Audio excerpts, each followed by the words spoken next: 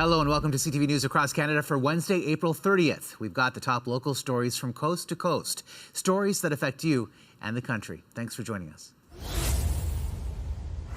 Bonjour, Monsieur Carney. Fresh off an historic election win, Prime Minister Mark Carney is back on Parliament Hill. Lots of energy and lots to do, Carney said in French, before adding, "We'll see," when asked when he'll speak with U.S. President Donald Trump. The Prime Minister celebrated with family and supporters through the night after securing a minority government and fourth Liberal mandate. The former central banker's economic background proved to be a Liberal lifeline, successfully pitching himself as the person to take on U.S. tariffs and threats of annexation, while promising to lead Canadians to a more prosperous future. It is a time to be bold, to meet this crisis with overwhelming positive force of a united Canada. Because we are going to build. The federal Conservatives will remain official opposition after gaining at least 22 new seats. The party flipped several battleground ridings and its vote count surged. But in one of the biggest election surprises, leader Pierre Poilievre lost his own seat, which he had held since 2004. But change is hard to come by. It takes time. It takes work. And that's why we have to learn the lessons of tonight. Despite not having a spot in the House of Commons, there is precedent for Poilievre to stay on as party leader, and many believe he has the party's support. Given the results that the Conservatives posted, he can make a case that he should be staying. Better results than they had coming into the election, and surely there's going to be some Conservative MP who's willing to give that up, or will be, nudged to give it up. Like Poilievre, NDP leader Jagmeet Singh also lost his seat in British Columbia. An emotional Singh told supporters he plans to step down. I've informed our party leader that I'll be stepping down as party leader as soon as an interim leader can be appointed. The NDP lost more than a dozen seats it had at dissolution and is set to fall short of official party status. That will mean less money for the party and fewer opportunities for MPs to debate during question period. I remember in 1993, we lost official party status then, and we had to go through a rebuilding process, and we did it, and we strengthened during that process. Meanwhile, the Bloc Québécois lost at least 10 seats, almost entirely to the Liberals' gain. Leader Yves-François Blanchet won back his seat and said he's not sure he would have done anything differently during the campaign. The Prime Minister's office released a statement this afternoon saying Carney spoke with U.S. President Donald Trump today. His office says the leaders agreed on the importance of the two nations working together as independent and sovereign nations and agreed to meet in person in the near future. Reporting live, I'm Rahim Ladani. Nathan, back to you. At this coffee shop in Manotick, it's not just the morning brew waking people up. I'm stunned. I didn't expect this. This was a major upset. Around 5 a.m., it was the last riding called in the Ottawa area. Pierre Poilievre losing his seat in Carlton, a riding he won again and again since 2004. Pierre has been a pillar of this community for many years.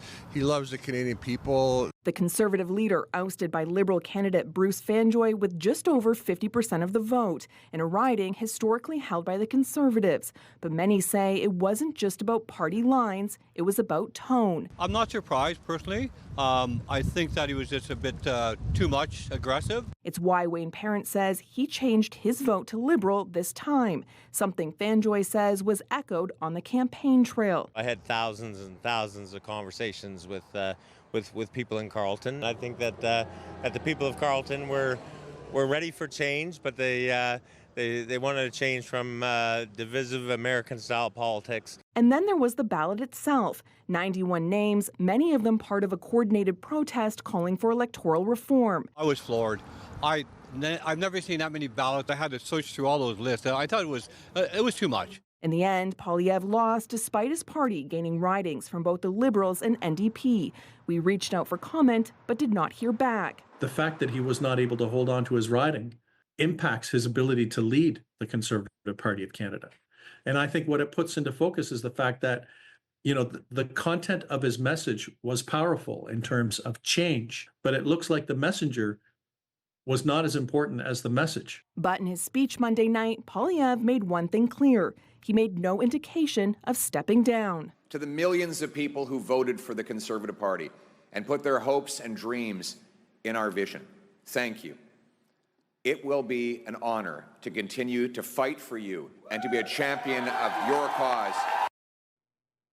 And Carlton had the highest advance voting turnout in the country, with nearly 44,000 people choosing to cast their ballots early. We'll have more on voter turnout here in our region and across the country just a little later. Patricia? All right, CTV's Caitlin Wilson reporting live for us tonight. Thank you. The Premier says with a gain of so many more seats in the province, Mark Carney owes Quebecers. Monsieur Carney, comme le disait Monsieur Lacroix, doit un aux Québécois. The Premier offered his congratulations to the Prime Minister and tried to highlight their common causes: a stronger economy within Canada and a reduction in the number of temporary residents. What I want is clearly to reduce the 400,000 temporary immigrants controlled by Ottawa by 50%. The Premier didn't officially endorse any party, unlike in 2021 when Legault threw his support behind the Conservatives. Some members of the opposition, though, are wary of Carney's understanding of Quebec. To say that Mark Carney will not collaborate and will not favor Quebec's interests in the upcoming years is pretty obvious to me, because that's what already happened during the campaign. During a stop in Montreal, Carney said he doesn't agree with Quebec's preemptive use of the notwithstanding clause and would intervene in a potential court challenge to Bill 96. I've made clear that we will support the intervention at the Supreme Court. Quebec's Justice Minister called it an attack on our language, values, and identity, a point of contention between Carney and Legault. My position is that he shouldn't do that, so on this point we disagree. The federal Liberals now hold more seats in Quebec than the Conservatives, Bloc, and NDP combined. Legault says he's looking forward to announcing new projects with the federal government, citing natural resources and energy as two areas both Ottawa and Quebec are focused on. Kelly Gregg, CTV News, Quebec City. Just shut up and just be satisfied with whatever the central government decides to do, regardless of whether it's constitutional or not. The Premier says that's how Albertans are feeling, but that it won't continue, as she pledges to get respect from the new Liberal Prime Minister. Whether or not he, as a leader, is going to be able to change course remains to be seen. He's given some undertakings, but he said different things in different forms to different people in different parts of the country. Smith says she will spend the coming days discussing Alberta's future, a future she hopes remains within a united Canada, adding Albertans can put any issue on the table for a possible referendum. If citizens want to put a question on a ballot and get enough of their fellow citizens to sign that petition, then those questions will be put forward. New legislation will simplify the process for Alberta to hold referendums on constitutional issues, while lowering the threshold for citizen initiative petitions. It does put this on the front burner that, look, the Alberta government is going to take this seriously and they're going to push back. We'll see how Albertans respond to this. There's no denying there is a constituency in this province that is so frustrated. The proposed change comes the day after Albertans elected only 2 Liberal MPs in the federal election, fostering further sentiments of Western separation. Alberta needs a binding independence referendum. It needs to set the boundaries clear with the rest of Canada. That Confederation is broken. If you're going to flirt with separatism, call a referendum. Just do it. And let's see what Albertans have to say. And by the way, Premier, when you lose that referendum, please leave public life forever. The NDP leader says the country and province must come together in the face of an existential threat, something the new Prime Minister promises to do. I intend to govern for all Canadians. Smith says she's made her demands of the Prime Minister when it comes to energy and plastic straws clear. The ball will be in his court to see how he responds to that. A special caucus meeting will be held Friday to discuss Alberta's next move. Shalane Skolsky, CTV News, Edmonton. It's a pledge from the Prime Minister about his party's plans for the economy. A plan that builds an energy superpower in both clean and conventional energy. Mark Carney has also called for new pipelines to be built, including one to the east. We're finally actually talking about the importance of the sector, the importance of building the needed infrastructure to get our products to market. But business and energy groups say they need more than just promises from Ottawa. They want to see action. We need to do things like remove regulatory barriers to make those projects happen faster. We need to get rid of some problematic public policy on the climate side that is actually constraining investment. Calgary's lone Liberal MP says he can be a bridge between industry and Ottawa. Corey Hogan was a former deputy minister under Alberta's NDP and UCP governments.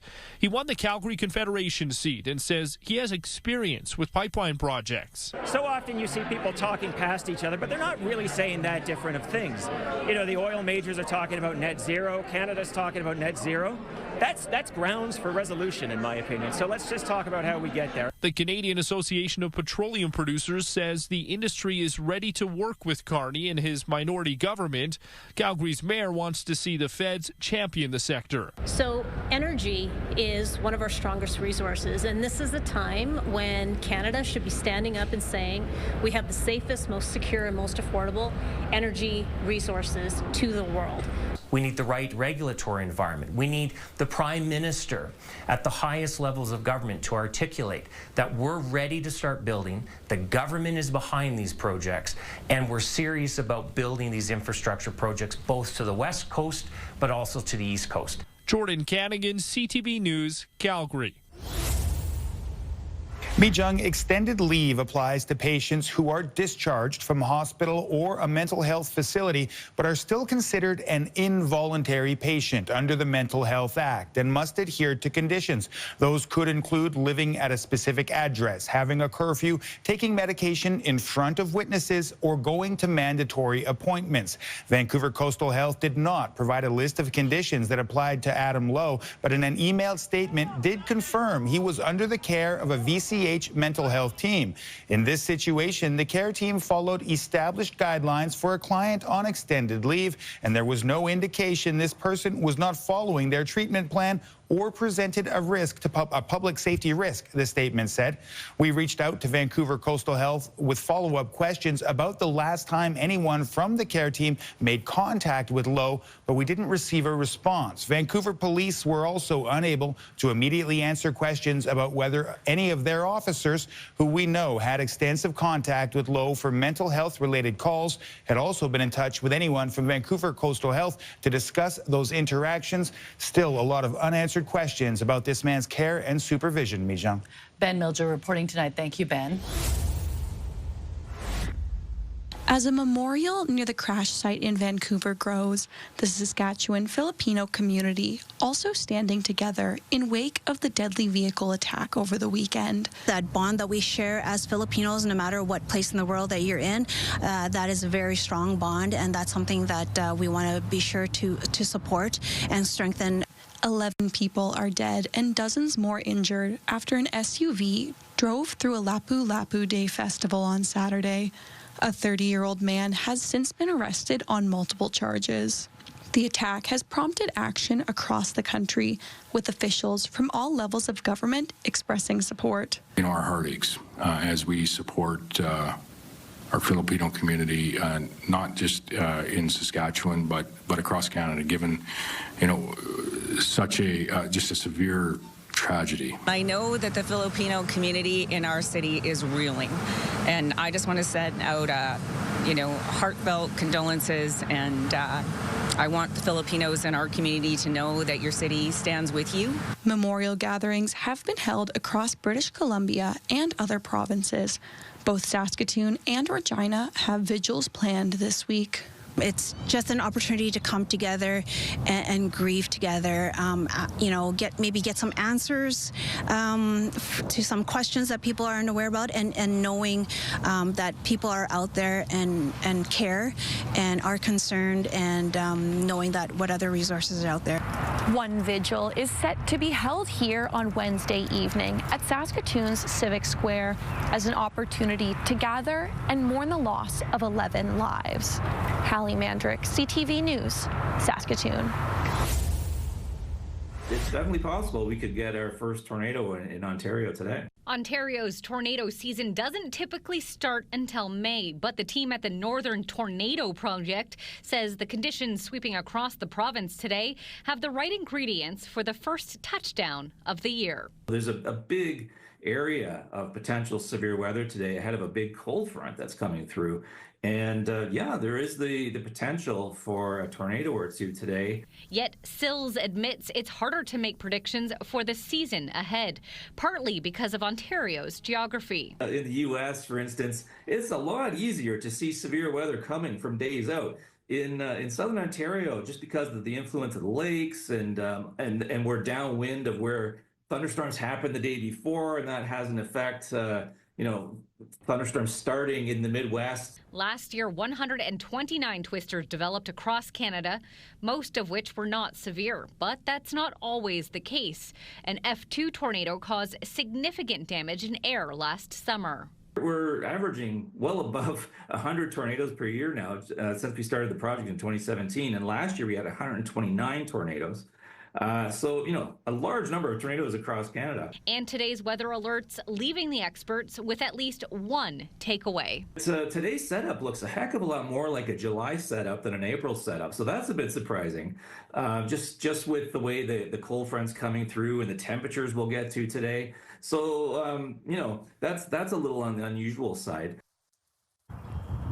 Now, by the way, the Northern Tornadoes Project, they're actually based at a Western university in London, and their crews, they go out to investigate potential tornadoes or tornadoes that have touched the ground throughout southwestern Ontario, and of course, our region being one of the most active areas. Tony. Absolutely. Okay, Ashley Bacon, thank you very much. Outside on this severe weather that is imminent.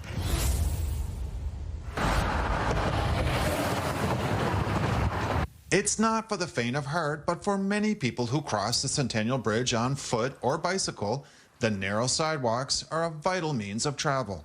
There's always been a sidewalk, and we hope and think that there should always continue to be one. Miramichi Mayor Adam Lorden says the fate of the pedestrian access has been in and out of the bridge refurbishment project a few times.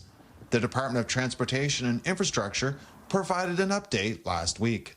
We understand that it is now part of their project not to include a sidewalk moving forward, but this has just been newly announced to the community. This Miramichi resident who walks over the bridge on a regular basis finds that unacceptable. The sidewalks are in poor condition right now. Certainly it is scary to use the sidewalks, but people use it constantly every day, 365 days a year, because it's such an important crossing for us. I spoke with a handful of people here at the marina who say the bridge is used quite frequently by pedestrians, especially in the morning during the commute to work. The mayor says there once was a plan for an extended suspension sidewalk off the side of the bridge, but it would have cost around $50 million. Worth it for this lifelong Miramichi resident. Because we need people to be able to go across that bridge for work, for things for travel and leisure. It's a nice view up there in the bridge if it was safer. The Department of Transportation says they made the decision due to financial constraints, but are considering feedback from the community and how to incorporate it into the bridge planning process. Derek Haggett, CTV News, Miramichi. Fire and insurance investigators were back on scene today of last Friday's fire at Deerhurst Resort. The early morning flames heavily damaged the Antler Steakhouse and Pro Shop to the golf course. No injuries were reported, but people who live in and around town say it's a great loss to the community. I like the place. I've been many times, and it's a sad story. I like it inside. I like it. You feel you're going into history when you go into it. The fire was contained to the one building. It did not affect another part of the resort, which remains open today. The fire chief, who responded to the call, says this is a small piece of local history. This used to be a pig barn at the time. I do remember it as the Flying Dutchman, as a restaurant. Years ago, I've been here. Then I went to Steamer's Restaurant, and then obviously Deerhurst bought it in the 80s. So yeah, it's a huge significant building in this area, and it's beautiful. Yellow caution tape remains up around the site today. People in town disappointed a small piece of local history is gone. It's so sad. It's so sad to lose any part of Huntsville. It's a wonderful place to be. We're fortunate that this building is about 1 kilometer away from the main resort. The rest of our business is operating as usual, and we will make sure that our golf course is ready to open on time on May 16th. Now, damage has been estimated at up to $5 million, and there's still no word on a possible cause. Rob Cooper, CTV News, Huntsville. Let me be clear.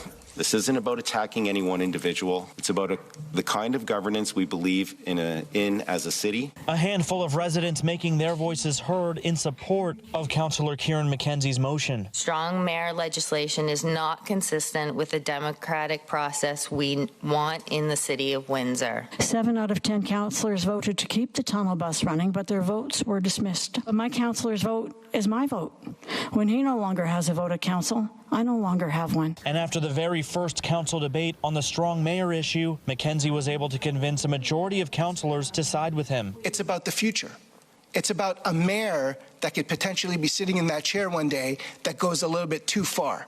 And if we don't make this stand now, we might have to come and face that day sooner rather than later. Councillor Joanne Geniak voting against the move. What am I going to benefit the people of Windsor in terms of what the reaction to that would be? I don't see the benefit. With Mayor Drew Dilkins saying he believes much of the criticism exaggerates what the legislation actually allows. When people come up and they use terms like giving all the power to one person, it's not true. One of the biggest flaws was naming the act Strong Mayor Building More Homes Act. I wish they had named it something else. Dilkins has previously said sending a letter to Premier Doug Ford is like writing to Santa Claus at Christmas time. Doing so, he adds, would not accomplish much. In fact, the province has not indicated it plans to reverse its expansion of strong mayor powers, despite political leaders across Essex County all saying they would reject the powers. Sanjay Maru, CTV News. From closed roads to park structures underwater, flooding is impacting many low-lying areas in the city right now, but officials with Conservation Sudbury say they remain hopeful conditions won't get any worse. We're anticipating or hoping for a decline, but that really has a lot to do with what weather we get. We got a little bit of rain falling right now, potentially a little bit more later this week.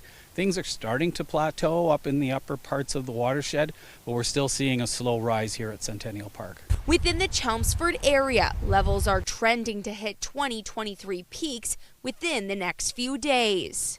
Back in 2023, we had a fairly significant event on the Vermilion River system that really made life inconvenient for a few people who were, had stranded from their homes or whatever because they had to get through roads that were covered with water. So that was in 23. This year we're experiencing something similar, but not quite to the same level yet. I spoke with an area resident who didn't want to appear on camera, but says they agree that so far the flooding this year doesn't seem to be as bad as 2 years ago. He says on his street, the water is up to the top of his truck tires currently, but people are still able to get up and down the road, whereas 2 years ago, some had to use kayaks to access their residence. Officials say water levels will not decrease rapidly, and developing conditions need to be monitored by all residents, especially those living in known low-lying hazard areas. Meantime, the city says for anyone who needs them, sandbags are available at 5 different locations across the city, including here on Radisson Avenue. Lindsay Alick, CTV News, Chelmsford.